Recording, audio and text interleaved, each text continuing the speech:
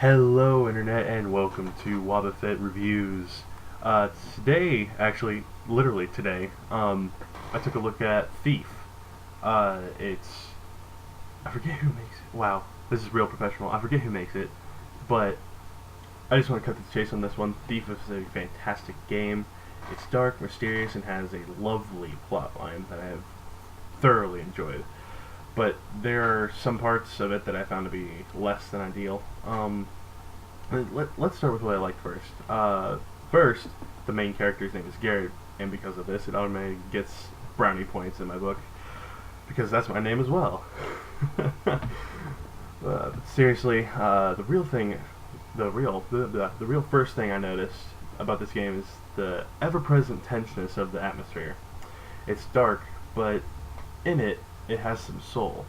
The lighting effects are glorious as well. Honestly, they kind of have to be for a game like this. Specifically, it's a stealth game. The sound and light mechanics they are pretty top of the line, and they fit very well with the stealth part of this game. I enjoyed the movement part of the game as well. It's very smooth, very nimble, much like how a Master Thief is supposed to be.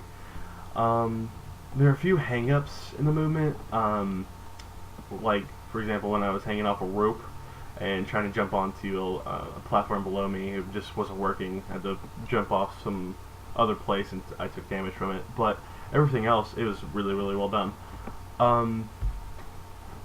Another part of the thing I like about this game, and I like about most games if they have it, is the tutorial being integral to the plot of the game. If it's well done, it doesn't feel like a tutorial. I mean, as a gamer myself, I've played a lot of games. I can tell when something's supposed to be a tutorial or not. But I feel like if this is like the first game somebody plays, I feel like they wouldn't be able to tell it was a tutorial, and that's good and bad for a couple reasons. One, the good part is, I love it when games do that. It doesn't feel like, oh hey, let's just learn the controls really quick before we actually get into the game. Hawken did that, but Hawken wasn't a game with a story. It's just multiplayer, and so that's fine. But with Thief, I don't know how to put this. It makes it so learning everything becomes it just flows, and you learn parts about the story, and while hearing about doing the prologue, which is what the first level is, it's a prologue, but it's also a tutorial. It doesn't take away from having that tutorial being part of the story should not take away from the instructional part of the game, learning all the game mechanics and learning how to play. But this game had a little bit of problem with that. As far as I could tell, there was no real guidance as to where to go.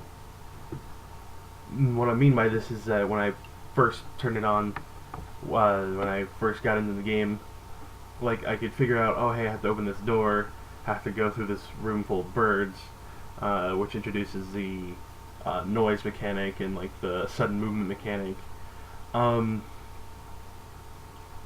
But after that, there was no real marker to tell you where to go. And I don't know if that was just me being stupid or if it was a lighting thing. Generally in this game, if you haven't been able to tell from like the gameplay, if you go into there's a thing called focus mode. Items that you can not necessarily use, but items that you can interact with will turn blue, such as things you can steal, windows you can open, doors open, locks to pick, etc., etc. There was none of that. I couldn't find. Like, it ended up being I had to go out a window. I had to jam open a window, but I had no idea if I was supposed to do that window, or it was just, I had no idea where I was going. so keeping that in mind, it's really frustrating if that's your first time playing a game. Like, anytime I play a game for a review, like if I like taking it seriously, I play it as if I'm a person who has never played a game like that game before, or like I'm a first time gamer. And if you're a first time gamer and this is the first game you play, well then they probably got angry, frustrated, rage quit, and returned the game. Like honestly, it it can really hurt a gaming industry if games start in a bad way. I don't know of another really good example of this off the top of my head, but yeah, it's really important that the first impression is a good one. Otherwise, games are going to get thrown away, and people are going to waste money, and then people won't be introduced into the gaming community as much as I personally would like to see. I would like to see many more people become part of the gaming community. But yeah, so there's a few hang-ups. But the game is fantastic overall. There's one thing I really, really did not enjoy though, is the combat system. Now, don't confuse me. When I say combat system, I don't mean like the weapon wheel, or not really weapon wheel, the arrowhead wheel, I guess you'd call it. The equipment wheel that comes up on the screen. That's mainly for interacting with the environment, or causing distractions, or if you have to, alerting your enemies in some way or shape or fashion. That's not combat. The combat is when you get up close and personal to an alerted enemy, and in this game it's one button. I think that's mostly me, that's probably a personal opinion, but I hate it when games have combat that's one button. Like, I was playing this on Xbox. This is the PlayStation 4 gameplay. This is not me playing. Just disclaimer, it's not me playing, it's somebody else. I'm just recording over gameplay because, you know, I thought you guys would want to see that. But I really did not enjoy it being as repetitive as it was. Like,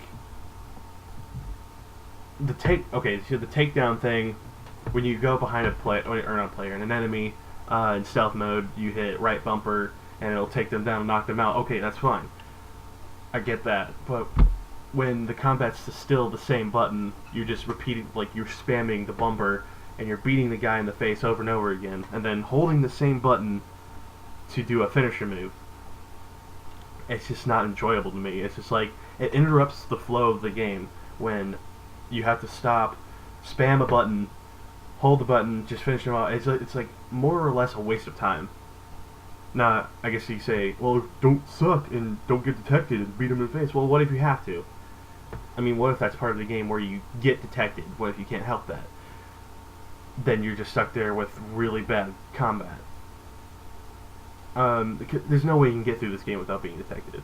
If you're normal. Unless you're like a godlike player that's amazing at stealth games, it's not going to happen. One thing I do enjoy about the combat system, though, is the no-kill aspect. To me, I like that. If there's a game where combat's not the main focus, but when combat is in your face and when you have to deal with it, it's a non-kill combat. To me, it adds to the anti-hero persona of the protagonist. It's like, it feels more honorable, and it feels like you would be more willing to participate in the combat if you know that you're not actually killing them. Yeah, that's my basic review. I'm still like probably only halfway through the game, but overall, even with its shortcomings, it's still a fantastic and beautiful game to play. I 100% recommend it all the way. Thanks for watching, and I'll see you guys later. Peace.